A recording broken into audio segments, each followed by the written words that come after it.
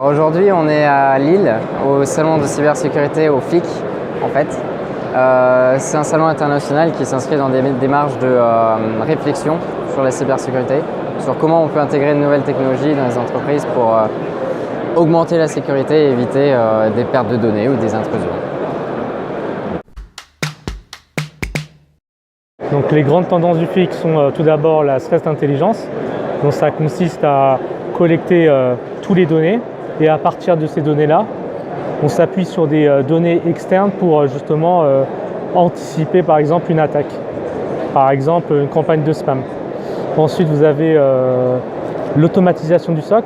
Donc en ce moment, le travail d'un analyste justement, c'est toute la partie, il analyse justement les incidents et il doit créer les incidents dans un outil de gestion d'incidents.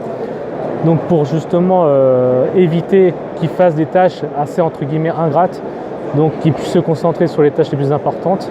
Donc l'objectif c'est d'automatiser les SOC. Et toutes ces solutions-là s'appuient sur le machine learning pour justement toute la partie apprentissage et automatisation pour qu'on puisse faire des prédictions et faciliter le travail des analystes. J'ai participé à une masterclass sur la cryptographie homomorphique, qui est un type un petit peu particulier de cryptographie. Les chercheurs ont commencé à travailler dessus 2013-2014 et aujourd'hui on arrive à un aboutissement de cette technologie.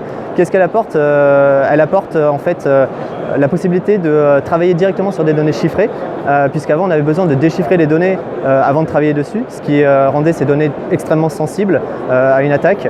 Aujourd'hui donc on peut travailler sur des données complètement chiffrées, complètement sécurisées. Au-delà de ça, on a aussi une sécurité supplémentaire qui est apportée dans le futur, puisque la crypto, comme on la connaît aujourd'hui, est très vulnérable à l'avènement du quantique, ce qui n'est pas le cas de cette crypto.